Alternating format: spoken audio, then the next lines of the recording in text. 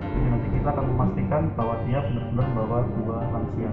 Target sasaran adalah 300. Kalau secara keseluruhan kota kurang lebih 1.300 dipecah di 7 fasilitas. Kita kedapatan 300 sasaran. Dan di sela-sela nanti jam 10 ada ceramah kesehatan oleh Dr. Arif. Baik, kita akan berjalan bersama. Kita akan datang dari Dr. Arif tentang vaksinasi. Terima kasih Dr. Sri beserta tim dari Dinas Kesehatan Kota Wisata Batu. Terima kasih untuk teman-teman dari Rumah Sakit Baptis Batu. Terima kasih untuk Bapak, Ibu, dan Saudara semua yang sudah hadir di sini. Sampai hari ini pandemi Corona belum berakhir. Oleh karena itu, kita harus tetap waspada. Lalu yang kedua, kita harus tetap menjaga protokol kesehatan. Jangan sampai terkena Corona seperti saya. Ya, tahun lalu 23 Juni 2020 saya terpapar Corona dengan gejala berat. Ya, sudah dikabarkan meninggal di Kota Batu. Ya, oleh karena itu Bapak, Ibu, dan Saudara semua harus benar-benar tetap waspada. Makanya kita bersyukur Kota Batu ini kota yang luar biasa. Pada waktu saya terkena COVID, peset pun saya tidak mengeluarkan biaya. Pada waktu saya di shelter, kemudian sampai hari ini pemerintah mendukung kita semua, termasuk vaksin ini. Diharapkan dengan semua warga Kota Batu divaksin, maka pandemi ini akan segera berakhir. Ya, Corona itu bukan komunitas rondo nakal ya, bukan komunitas rondo mempesona ya. Penyakit ini ganas banget nih. Saya taruhan nyawa merdeka dari Corona, tanggal 17 Agustus. Kita para nakes yang terpapar hampir meninggal dan bisa berjuang hidup diapresiasi. Ini ada berita utama pada waktu itu, taruhan nyawa merdeka dari Corona. Ya, Corona ini bukan komunitas rondo nakal, bukan komunitas rondo merana, ya, bukan komunitas rondo mempesona, tapi satu virus yang sangat mematikan, ya, sangat mematikan sekali. Kalau kita lihat pada waktu bulan ini sekitar bulan Maret tahun lalu,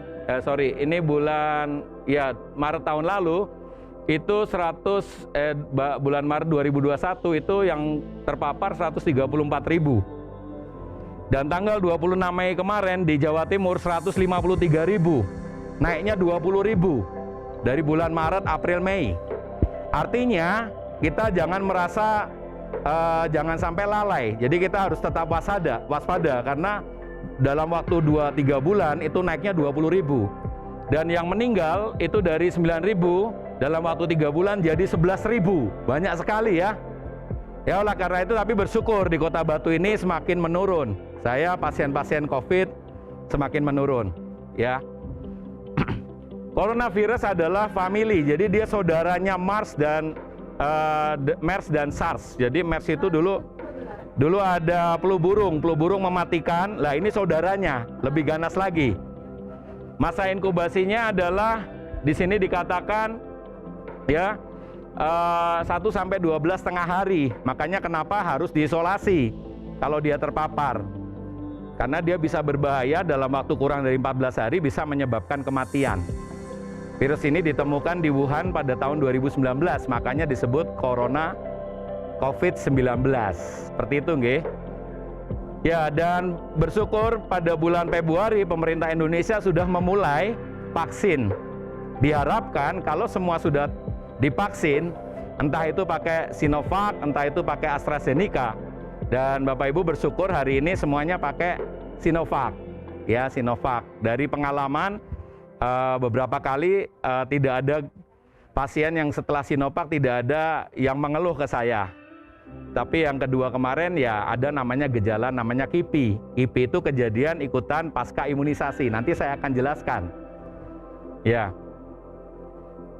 Tingkat keparahan daripada penyakit ini ya bisa tergantung dari ini tadi, daya tahan tubuh. Makanya saya selalu bilang pasien-pasien yang pernah datang ke saya selalu obatnya Dokter Aris itu pakai jamu. Jamunya apa?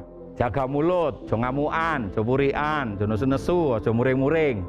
Ya, saya gampang ngamuk nanti pulang ke rumah nggak boleh ngamuk lagi karena itu menurunkan imun. Ya, untuk menaikkan imun makan apa aja boleh. Selalu orang pasien selalu tanya, dokter apa yang nggak boleh dimakan? Untuk saya, apa aja boleh dimakan.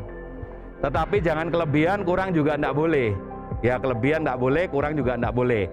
Yang nggak boleh dimakan 3. 1 racun, 2 yang haram, 3 bukan makanan. Meja, kursi, sandal, linggis, palu, arit, ojo dipangan. Ya, kenapa? Karena di saat pandemi ini kita tetap harus makan makanan bergizi, nutrisi yang bisa menaikkan imun. Semakin usia lanjut itu tingkat keparahan semakin besar. Oleh karena itu, yang lansia kan wis tuwuk, dulu sering jalan-jalan ke mall, kecobaan rondo, cobaan putri, saiki wis neng omah wae, rasa kakean melaku-melaku gitu ya. Jalannya depan rumah aja. Kenapa? Karena kalau dia kena pada usia lanjut corona ini, maka resiko kematian besar. Kemudian penyakit yang telah ada sebelumnya komorbid, misalnya ada yang darah tinggi, hipertensi, asma, jantung, stroke, kanker, itu juga resikonya untuk keparahan besar sekali. Kemudian ini, kenapa dia parah? Ya, karena ada sitokin storm namanya, ada badai sitokin. Ketika corona masuk tubuh, yang tadinya tidak punya kencing manis jadi bisa kencing manis. Yang tadinya tidak punya darah tinggi bisa darah tinggi. Tadinya tidak punya jantung, jantungnya jadi cepat. Takikardi, atrial fibrilasi, serangan jantung, meninggal. Ya, ini karena memang virus ini mematikan, ya, menyebabkan sitokin storm atau badai sitokin, di mana hormon-hormon yang jahat semakin meningkat, yang baik ketekan, akhirnya orang itu bisa jatuh dalam keadaan yang parah. Kemudian gejalanya apa? Ya, virus ini adalah penyakit 1000 wajah. Tidak ada gejala, ada yang tanpa gejala. Ya, ada yang gejalanya cuma ndak iso ngambu. Dok, saya ndak iso ngambu, Dok. Gitu ya. Ya wes, itu gejala. Ya, gejala ada tanpa gejala, gejala ringan, gejala sedang, gejala berat. Demam, batuk, panas, sesak. Ya, kalau udah sampai sesak tuh gejalanya berat sekali. Saya pada waktu itu gejala berat karena saturasi oksigen saya 80. Ya, makanya saturasi oksigen itu penting ya. Kalau sesek gitu segera ke dokter, jangan takut. Ya, Rumah Sakit Baptis aman sekali karena kita didesain itu keren seperti kupu-kupu. Yang sebelah kanan ke sana adalah rawat jalan yang 3 screeningan. Jadi tidak bisa masuk COVID ke tempat kami karena di sana aman semua. Yang sebelah kiri adalah rawat inap. Kalau di Rumah Sakit Baptis itu juga aman sekali. Karena yang dirawat di COVID itu di ujung, tidak tersentuh oleh siapapun kecuali setan dan perawat-perawat saya. Jadi aman. Ada yang takut, aduh udah setengah mati di rumah dengan gejala berat COVID, nggak mau ke rumah sakit nanti di-COVID-kan. Enggak, rumah sakit nggak pernah meng-COVID-kan.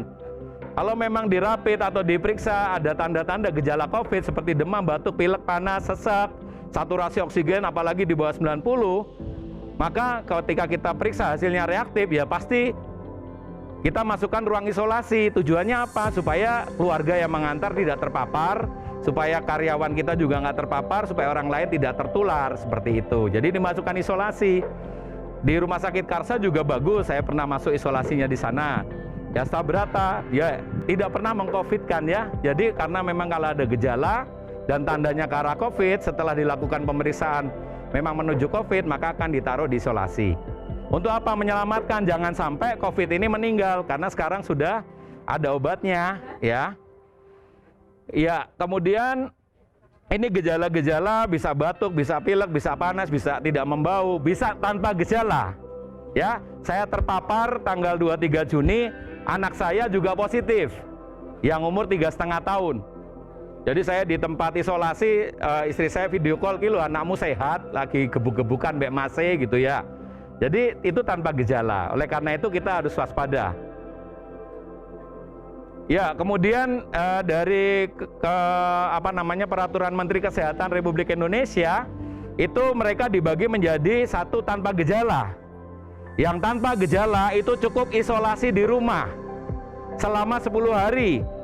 Hari ke-11 kalau tidak ada gejala batuk, pilek, panas dan lain sebagainya sudah dianggap sembuh. Jadi virus ini sekarang sudah bisa semakin dipelajari karena diteliti terus dan tercapailah satu kesimpulan seperti ini. Kalau dia gejala ringan atau sedang, dia bisa ke rumah sakit atau isolasi mandiri di rumah selama 10 hari ditambah 3 hari minimal. Kalau tidak ada gejala, maka dia bisa dinyatakan sembuh. Begitu ya, jadi tidak semua harus masuk rumah sakit.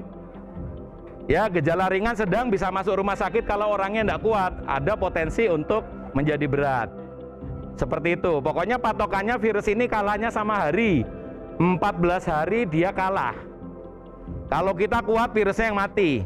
Kalau kita tidak kuat, kitanya yang tewas. Ya, gitu. Jadi kalau dia gejala berat, kalau virus ini kita orang yang kena COVID-19 ini gejalanya berat, dia harus masuk di rumah sakit. Nggak usah khawatir, rumah sakit di Kota Batu ini bagus-bagus sekali. Walaupun keluarga kita ada yang COVID, tetap dirawat dengan baik. Ya, di situ ada CCTV. Kalau keluarga dibutuhkan akan dipanggil. Tujuannya apa sih? Supaya tidak menularkan ke orang lain. Ya, dan kita bersyukur Kota Batu menyediakan vaksin yang cukup untuk seluruh masyarakat. Ya, oleh karena itu nggak usah khawatir. Ini ada rekomendasi vaksin. Jadi yang hari ini mau vaksin nggak usah takut. Tidak ada kontraindikasi, semua bisa divaksin. Ya, Sinovac ini selama saya mengikuti dari bulan Februari, saya juga sudah terpapar waktu itu dan kemudian saya divaksin bulan Maret. Tidak ada gejala apapun. Nanti biasanya gejalanya yang muncul adalah lapar, nek ngeleh yo mangan, ya, ngantuk, nek ngantuk yo turu, kan selesai ya. Jadi ini ada beberapa hal rekomendasi vaksin. Yang umur 18 sampai 59 yang tidak boleh divaksin, kalau dia nanti waktu divaksin nih, nanti kan vaksin. Ini hari pertama, ya, hari pertama kalau Sinovac itu 14 hari, kemudian divaksin lagi yang kedua. Kalau untuk lansia beda, ya, kalau lansia 1 bulan kemudian. Begitu ya. Jadi nanti yang divaksin, setelah divaksin akan diobservasi 30 menit. Kalau dia habis divaksin kemudian pingsan, ya, terjadi reaksi alergi yang berat, pingsan, tensinya turun di bawah 90, itu artinya dia terjadi reaksi vaksin yang berat, yaitu reaksi alergi atau anafilaktik shock. Nah, itu vaksin yang kedua sudah tidak boleh lagi. Ini peraturannya, ya. Jadi kalau vaksin yang pertama itu alergi berat, maka vaksin yang kedua sudah tidak boleh lagi.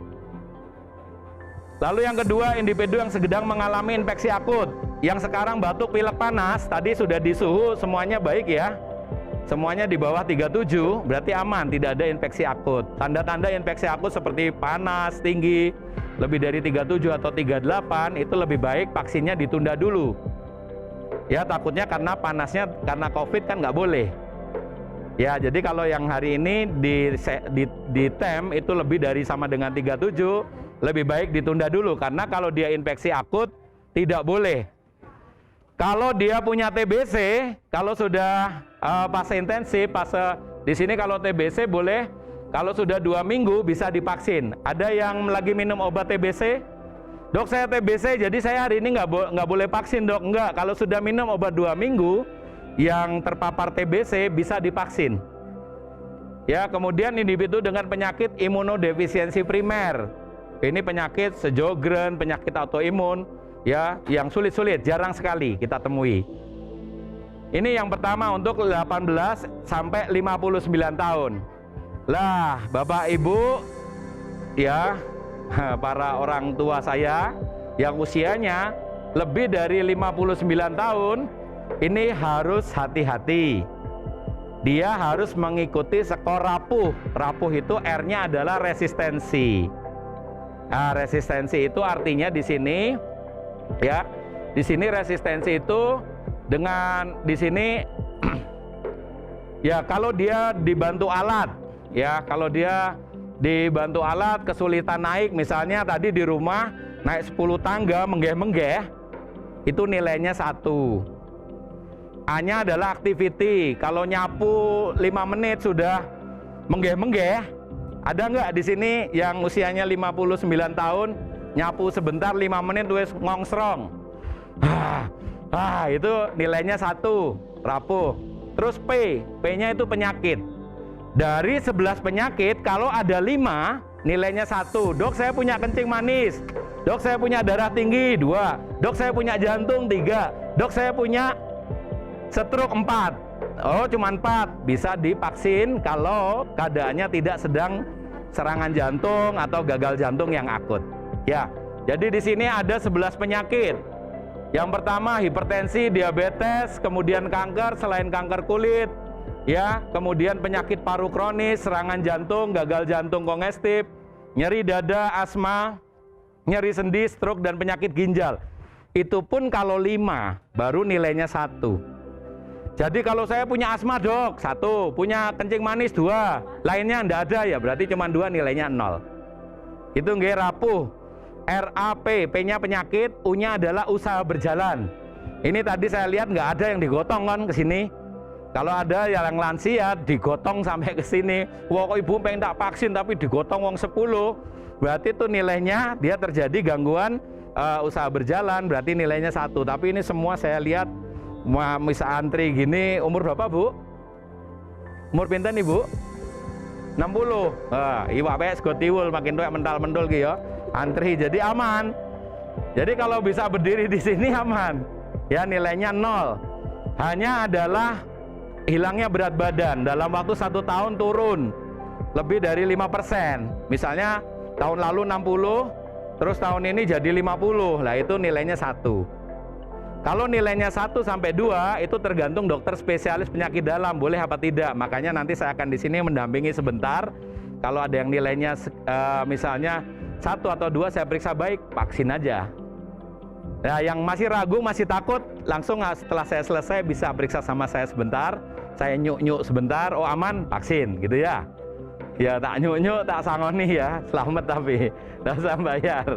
Ya ini namanya skor rapuh. Tapi kalau nilainya di atas 2 tidak boleh vaksin. Ya jadi intinya kalau dia gagal jantung, kakinya bengkak, dilihat aja sebentar. Kalau ada kakinya yang bengkak, segera datang ke saya sebentar.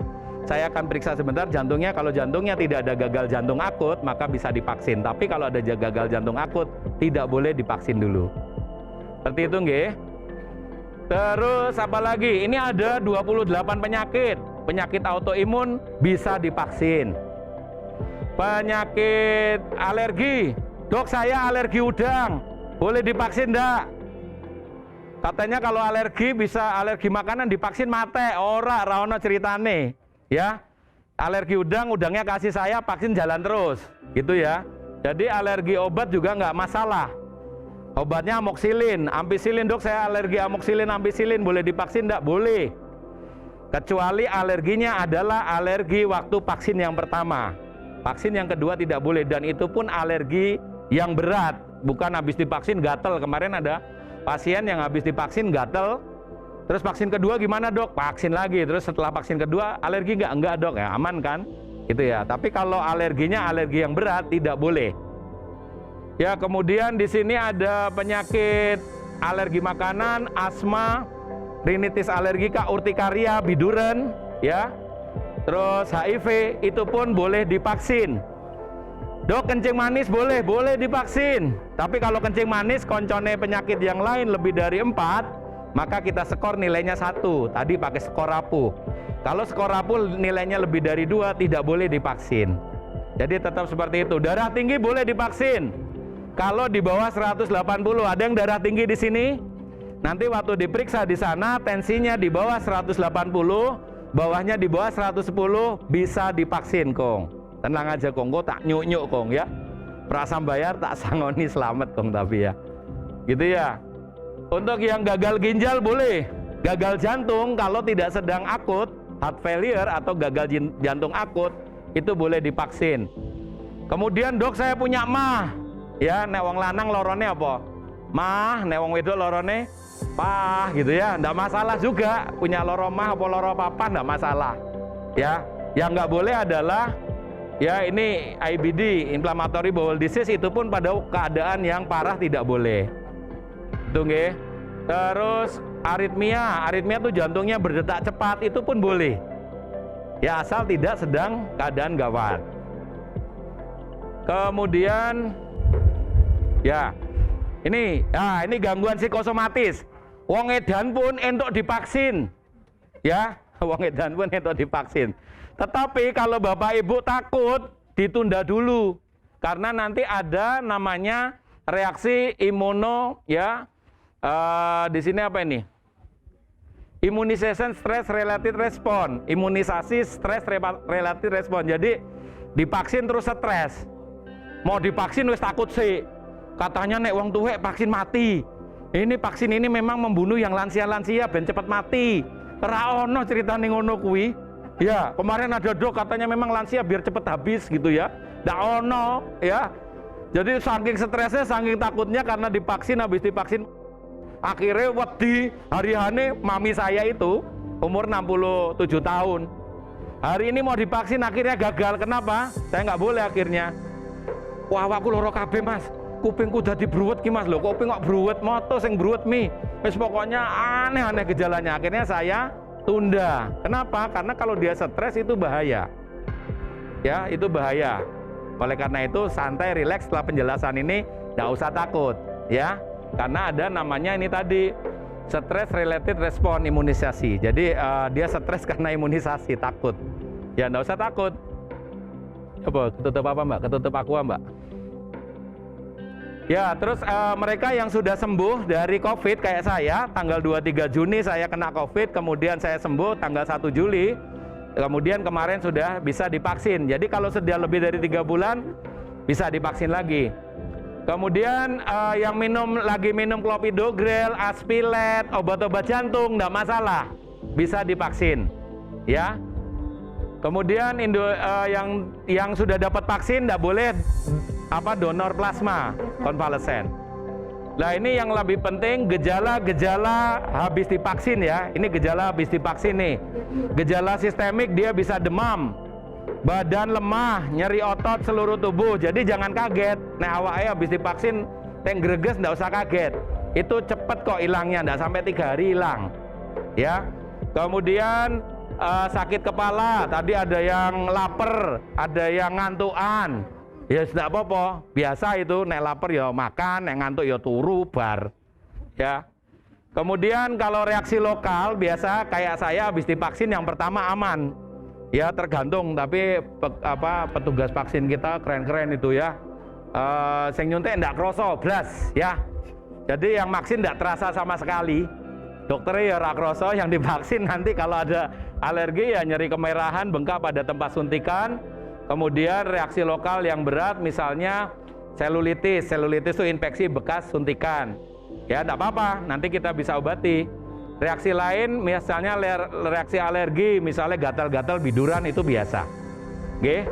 Penanganannya mudah kok.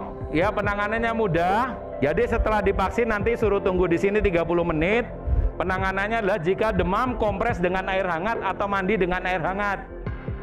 Ya, jadi sudah selesai, penanganannya simpel. Banyak minum air putih, habis divaksin banyak minum air putih. Kemudian jika nyeri kompres dengan menggunakan air dingin atau es batu di tempat suntikan. Jadi kalau tempat suntikannya kemeng, nanti dikompres air es, tidak masalah. Kemudian minum obat sakit kepala, sakit kepala, enggak ya udah. Ya istirahat yang cukup, konsultasi ke dokter. Seperti itu, guys. Terus yang terakhir, ya ini kesimpulan. Ya nanti tolong diberitahukan karena kalau yang hari ini Sinovac biasanya nggak ada masalah. Ya Sinovac nggak ada masalah. Tetapi setelah Sinovac kalau habis nanti kalau Bapak Ibu yang pertama Sinovac maka yang kedua juga Sinovac. Dok ini AstraZeneca, nanti selanjutnya gimana dok? Kalau AstraZeneca katanya ada yang meninggal karena AstraZeneca. Ya ini ada kesimpulan dari Departemen Kesehatan RI. Vaksin COVID-19 AstraZeneca bisa diberikan pada usia lebih dari 18 tahun. Kemudian diulang 8 minggu intervalnya. Vaksin COVID-19 AstraZeneca mempunyai lebih banyak manfaat daripada efek samping. Jadi dok kemarin di Jakarta umur 22 tahun meninggal habis divaksin. Ini masih diteliti penyebabnya apa. Katanya pengumpulan darah, dia nggak punya penyakit apa-apa. Kita belum tahu karena masih diteliti. Gangguan pembekuan darah tidak ditemukan pada uji klinis AstraZeneca. Jadi nanti kalau punya tetangga yang belum vaksin, terus vaksinnya AstraZeneca, terus dia nggak mau vaksin, bilangin bahwa AstraZeneca aman. Itu nggih. Tidak terdapat bukti kejadian tersebut berhubungan dengan batch tertentu Gangguan pembekuan darah merupakan kejadian yang sangat jarang. Jadi gangguan pembekuan darah itu terjadinya sangat jarang, jadi nggak usah takut ya.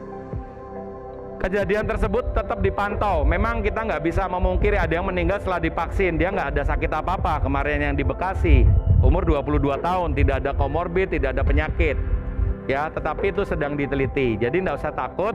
Kenapa? Karena lebih banyak untungnya divaksin daripada tidak divaksin. Dan yang terakhir, Bapak Ibu dan Saudara semua, walaupun sudah divaksin, kita bukan Superman. Walaupun sudah divaksin, kita bukan Superman, kita bukan Wonder Woman yang virus corona ndak tembus ya, tetapi kita harus punya 5 miliar ya. 5 miliar ini tetap memakai masker, mencuci tangan, menjaga jarak, menjauhi kerumunan. Ini harusnya jaga jarak ya. Kemudian mengurangi mobilisasi dan waktu kontak dengan orang lain. Jadi pesan saya tetap 5M ini dijaga. Ya, vaksin yang paling manjur adalah mematuhi protokol kesehatan. Itu saja.